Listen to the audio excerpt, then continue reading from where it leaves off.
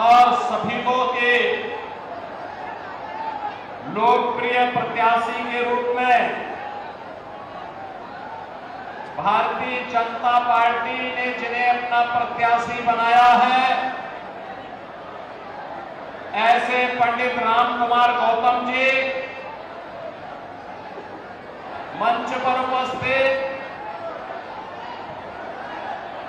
श्री महंत सुखराई नाथ जी, श्री महंत पालनाथ महाराज जी, उत्तर प्रदेश में छपरौली के पूर्व विधायक चौधरी सहेंद्र रमाला जी, जिला पंचायत जिला परिषद के अध्यक्ष श्री सोनू शिवाग जी, पूर्व जिलाध्यक्ष डॉक्टर आशा खेदड़ जी, धर्मवीर रतेरिया जी, जयवीर माजरा जी, मंच पर उपस्थित भारतीय जनता पार्टी के हमारे सभी पदाधिकारीगण और नार और सभी लोग के यहां पर उपस्थित मेरे सभी बहन और भाइयों, देश की आन बान और शान की रक्षा के लिए, देश की सीमाओं की सुरक्षा करने वाले जवानों की वीर भूमि हरियाणा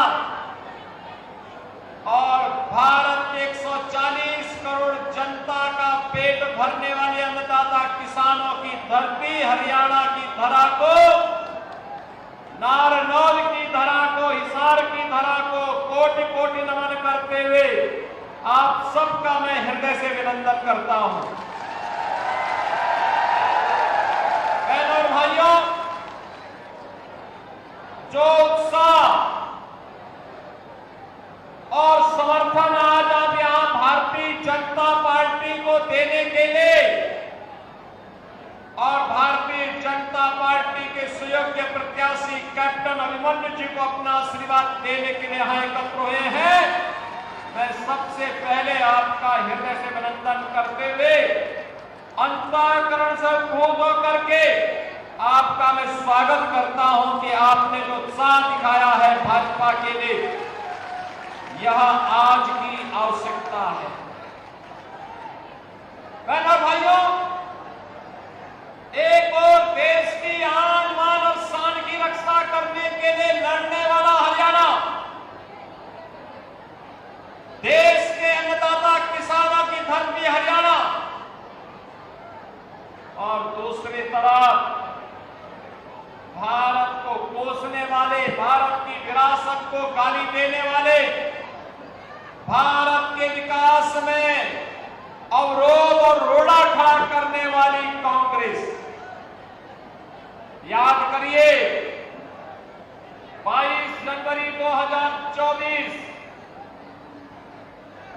22 जनवरी 2024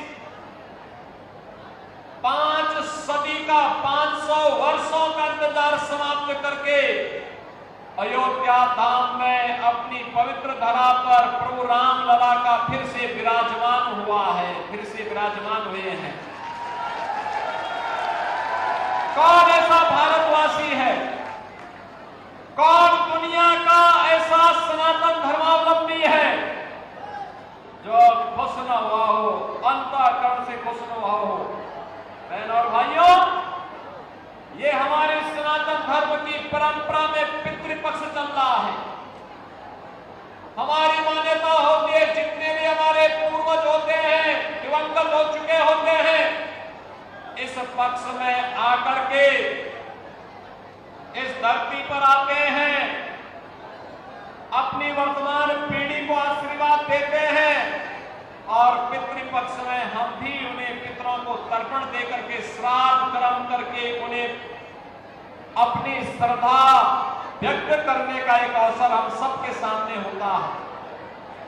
500 वर्षों में जब भी हमारे पूर्वज आए होंगे, अपने लोग से, तो हमें कोसते रहे होंगे कि कैसे ये पीढ़ी है कि उनके संकल्पों को पूरा नहीं कर पाई है। लेकिन इस बार पितृपक्ष आते ही सभी पितरों को सीम संतुष्टि हुई होगी कि उनकी वर्तमान पीढ़ी के संकल्पों का और सही निर्णय का परिणाम है अयोध्या में रामलला फिर से विराजमान हो गए हैं। बहनों भाइयों, एक सही निर्णय कैसे देश की तकदीर को बदल सकता है, या प्रधानमंत्री मोदी जी के नेतृत्व में हम सब देख रहे हैं। अयोध्या में रामलला का विराजमान होना, भारतवासी खुश हैं, सनातन धर्मावलंबी अभिभूत हैं, लेकिन कांग्रेस पार्टी घड़ियाली आंसू बहा रही है। उन्हें अयोध्या के वैभव पर, अयोध्या में रामलला के विराजमान होने पर खुशी नहीं है। वे तो आज भी ये वही कांग्रेस है, ये वही कांग्रेस है जिस कांग्रेस के एक पुरोधा ने कहा था कि मैं तो एक्सीडेंटल हिंदू हूं। जब ये हिंदू ही नहीं है तो फिर एक्सीडेंटल हिंदुओं से क्या देश की व्यवस्था चलने वाली है क्या? और क्या ये हरियाणा की तकदीर को बदलने की सामर्थ्य रखते हैं क्या? क्या वे अन्नदाता किसानों का सम्मान कर पाएंगे क्या? क्या ये नौजवानों को रोजगार दे पाएंगे क्या? क्या बेटी और बहन के सम्मान की रक्षा ये लोग कर पाएंगे क्या? जब ये लोग कुछ नहीं कर सकते तो फिर हम इनको बार बार चुनाव जिताते रहे। याद करिए, एक तरफ अयोध्या में रामलला का प्रकटीकरण होना, ये डबल इंजन सरकार के कारण हुआ है। भारतीय जनता पार्टी की डबल इंजन की सरकार। 14 में मोदी जी प्रधानमंत्री बने, 17 में उन्होंने मुझे उत्तर प्रदेश का मुख्यमंत्री बनाया, और डबल इंजन की सरकार जैसे यूपी में डबल स्पीड के साथ आगे बढ़ी, मात्र 2 वर्ष के अंदर अयोध्या में डबल इंजन सरकार ने रामलला मंदिर के 500 वर्षों का विवाद समाप्त कर दिया। और मैं तो इसीलिए कहता हूं, भारतीय जनता पार्टी की डबल इंजन सरकार का मतलब समाधान, कठिन से कठिन समस्या का समाधान। कांग्रेस की सरकार का मतलब समस्या। ये देश के अंदर आतंकवाद की समस्या हो, नक्सलवाद की समस्या हो, उग्रवाद की समस्या हो, भ्रष्टाचार की समस्या हो, बेरोजगारी की समस्या हो, या फिर किसी भी प्रकार की समस्या, इसके तार में अगर आप जाएंगे कहीं ना कहीं कांग्रेस ही दिखाई देगी। भारतीय जनता पार्टी समाधान है, अयोध्या में रामलला का मंदिर बना तो कश्मीर में धारा 370 भी तो हट गई। मैं आपको बता रहा था ना, अभी 3 दिन पहले की घटना है। मैं जम्मू में था,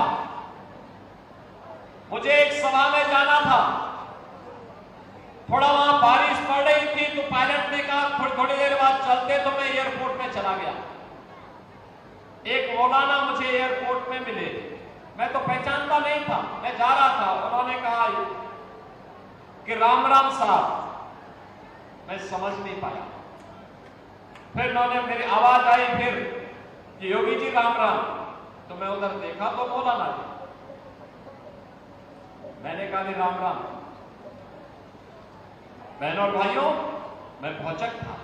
मैंने वहां के एक अधिकारी से पूछा, मैंने कहा यहाँ पे क्या राम राम का संबोधन सभी मौलवी करते हैं? कहा नहीं साहब, ये धारा 370 हटने का इम्पैक्ट है। जो पहले राम और कृष्ण को कोसते थे, भारत को कोसते थे, आज उनके मुंह से राम राम निकल रहा है। और याद रखना, कि मजबूत भारतीय जनता पार्टी जितनी मजबूत होगी, भारत उतना मजबूत होगा। भारत जितना मजबूत होगा, अपनाए हरे रामा हरे कृष्णा का भजन भारत की सड़कों पर सर्वत्र ये नजारे देखने को मिलेंगे। और यही कहने के लिए आज मैं आपके पास आया हूं, यही कहने के लिए आज मैं आपके पास आया हूं। एक गौरव की अनुभूति कराने वाली भारतीय जनता पार्टी है।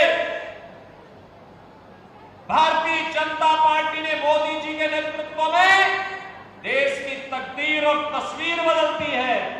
आज एक भारत श्रेष्ठ भारत की बात करते हैं।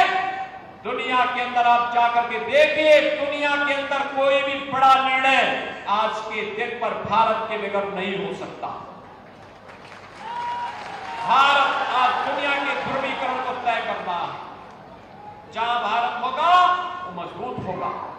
ये प्रधानमंत्री मोदी जी के नेतृत्व में, और जब हरियाणा में भी भारतीय जनता पार्टी की डबल इंजन की सरकार आई थी, बहनों और भाइयों, यहां की कनेक्टिविटी बेहतर हुई है।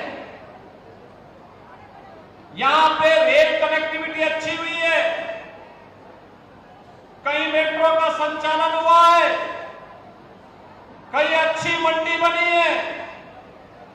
IIT, IIM, एम्स जैसे संस्थान, one district one medical college बन रहे हैं। हर घर नल की योजना लागू हो रही है। नौजवान जो पहले भेदभाव का शिकार होता था, आज भेदभाव का शिकार नहीं है, बल्कि नौकरी प्राप्त कर रहा है। और इसलिए बहनों और भाइयों, आज हम सब आपके पास आए हैं कहने के लिए, याद करिए, कांग्रेस के समय में किसान आत्महत्या करता था, नौजवान के सामने पहचान का संकट था। एक कांग्रेस तो माफियाओं की सागिर्द थी। संगठित अपराध में लिप्त माफिया हो, माइनिंग माफिया हो, खनन माफिया हो, वन माफिया हो, पशु माफिया हो, ये सब के सब कांग्रेस के सागिर्द हैं। कांग्रेस इनके माध्यम से जनता का शोषण करती थी। डबल इंजन की सरकार ने माफिया राज समाप्त किया, विकास के पथ पर विरासत का सम्मान करते हुए आज आगे बढ़ाया है। आज सोचिए ना, कश्मीर सुरक्षित है, कश्मीर में भी चुनाव चल रहे हैं, कल ही कश्मीर में चुनाव होने जा रहे हैं। बहनों और भाइयों, जम्मू कश्मीर आज विकास की राह पर तेजी के साथ आगे बढ़ा है। और हरियाणा को तो कहना ही क्या, प्रकृति और परमात्मा की भूमि है, नारायण की भूमि है। नारायण तो सर्वत्र विराजमान है, उसकी कृपा से कुछ भी नहीं हो सकता है, उसकी कृपा के बगैर कुछ भी नहीं हो सकता है। और इसीलिए मैं आपसे कहने के लिए आया हूं, मोदी जी के नेतृत्व में आज 80 करोड़ लोग फ्री में राशन की सुविधा का लाभ प्राप्त कर रहे हैं। 60 करोड़ गरीबों को देश के अंदर 5 लाख रुपए की आयुष्मान भारत की स्वास्थ्य बीमा का कवर मिला है। 12 करोड़ किसान परिवारों को किसान सम्मान निधि का लाभ प्राप्त हुआ है। और बहनों और भाइयों, 12 करोड़ गरीबों के घर में शौचालय बने हैं। 10 करोड़ गरीबों के घर में रसोई गैस का सिलेंडर पहुंचा है। 4 करोड़ गरीबों के मकान बन गए हैं।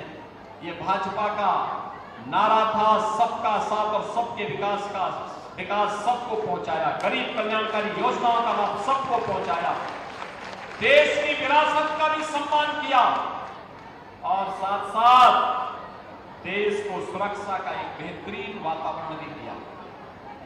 बहनों और भाइयों, आप सौभाग्यशाली हैं, आप सौभाग्यशाली हैं। कैप्टन अभिमन्यु जैसा नेता आपको प्राप्त हुआ है। याद करिए, जिन्होंने अपनी जवानी देश की सीमाओं की रक्षा करने के लिए समर्पित की हो, और जैसे वहां से अवकाश प्राप्त किया, आए, उन्हें लगा कि नहीं, जनता जनार्दन की सेवा के लिए जाना है, शेष जीवन समर्पित किया भारतीय जनता पार्टी के माध्यम से जनता जनार्दन की सेवा करने के लिए। मैं अभिनंदन करूंगा पंडित रामकुमार गौतम जी का, जिन्होंने अपना आशीर्वाद दिया है, कहा कि नहीं, आवश्यक है कैप्टन अभिमन्यु आना चाहिए और मैं स्वयं सफीदों से लड़ूंगा। और बहनों और भाइयों, कैप्टन अभिमन्यु विकास के प्रति एक विजन है। प्रधानमंत्री मोदी जी के विकास के विजन को जमीनी धरातल पर कैसे उतारना है, इसके प्रति हरियाणा में कैप्टन अभिमन्यु जाने जाते हैं, जिन्होंने उसे जमीनी धरातल पर उतारने का काम किया। एक नहीं, एक दर्जन से अधिक मंत्रालयों के माध्यम से हर एक योजना को प्रभावी ढंग से जमीनी धरातल पर उतारने का कार्य, एक बिगड़े हुए क्षेत्र को फिर से उठाने का कार्य उन्होंने अपने कार्यकाल के दौरान किया। और इसलिए बहनों और भाइयों, हम आपसे कहने के लिए आए हैं, यह समय भारत को दुनिया की एक महाताकत बनाने का समय है। अच्छे लोग नहीं आएंगे तो विकास ठप पड़ जाएगा। ये कांग्रेस के लोग जो राम की संस्कृति पर विश्वास नहीं करते और रोम की संस्कृति पर विश्वास करते हैं, इन लोगों पे कभी विश्वास मत करना। इस संकट के समय आपके साथ कभी नहीं खड़े होंगे। जब संकट आएगा तो राहुल जी को तो नानी याद आती है, इटली भाग जाते हैं। आपके बीच में तो तब कार्य करने के लिए कैप्टन अभिमन्यु ही बचेंगे, यहां पर कार्य करने के लिए। आपके बीच में तब पंडित रामकुमार गौतम जी ही बचेंगे। और इसलिए बहनों और भाइयों, आप सबसे अपील करने के लिए मैं आया हूं। एक तरफ नारनौल से हमें यहां पर कैप्टन अभिमन्यु को भारी बहुमत से विजयी बना करके कांग्रेस की जमानत को जब्त करना है। हमने इसीलिए आज यहां पर मैं स्वयं यहां पे तो आया ही हूं, लेकिन साथ साथ मैंने यहां पर आज अपने दो प्रमुख संतों को ही बुलाया है। दादा काला पीर बौद्ध कला और खुर्द से हम लोगों ने यहां पर बुलाया है। यहां पर सीमांत सुकराई नाथ जी को ही मैंने बुलाया। मैंने कभी आकर के यहां पर अपना समर्थन दीजिए, आशीर्वाद दीजिए कैप्टन अभिमन्यु को। बहनों और भाइयों, इसके साथ ही यहां पर बाबा पालनाथ जी महाराज भी दादा से आए हैं अपना आशीर्वाद प्रदान करने के लिए। और फिर ये जो नारायण की भूमि है, बाबा लालदास जी की पावन धरा है, उनका आशीर्वाद तो विरासत वालों के साथ ही होना है। और केवल विरासत का संरक्षण भाजपा कर सकती है। और इसीलिए आप सबसे मेरी अपील है कि नारनौल से कैप्टन अभिमन्यु को भारी बहुमत से विजयी बनाना है। और मेरी आप सबसे ये भी अपील है कि सभी लोग के भाजपा के प्रत्याशी जो पूर्व में इस नारनौल से विधायक रहे हैं, वहां की देवतुल्य जनता से भी मेरी प्रार्थना है कि वहां से पंडित रामकुमार गौतम जी को भी भारी बहुमत से विजयी बना करके हरियाणा विधानसभा के लिए चुन करके चंडीगढ़ भेजें। इन दोनों लोगों को बना करके भेजेंगे तो ये हिसार को भी बनाएंगे, हरियाणा को भी बनाने का काम मजबूती के साथ आगे करेंगे। आपका आशीर्वाद प्राप्त होगा, प्राप्त होगा।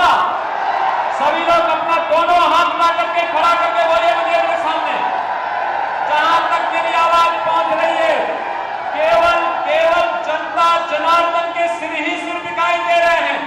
दोनों हाथ ला करके एक बार संकल्पित होकर के बोलेंगे कि हमें कमल ही कमल खिलाना है। बहनों भाइयों, मैं आपसे इस बात को कहना चाहता हूं, 5 अक्टूबर को जगत जननी मां भगवती का तीसरी तिथि है।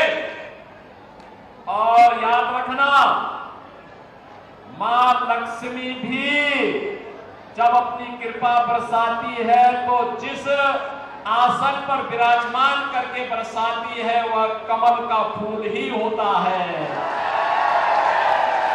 हरियाणा को कमल के फूल का वरदान चाहिए ना, मां लक्ष्मी का सुख और समृद्धि चाहिए ना। ये काम भाजपा करेगी। भाजपा को विजयी बना करके जाएंगे, जिताएंगे। तो मेरे साथ बोलेंगे भारत माता की।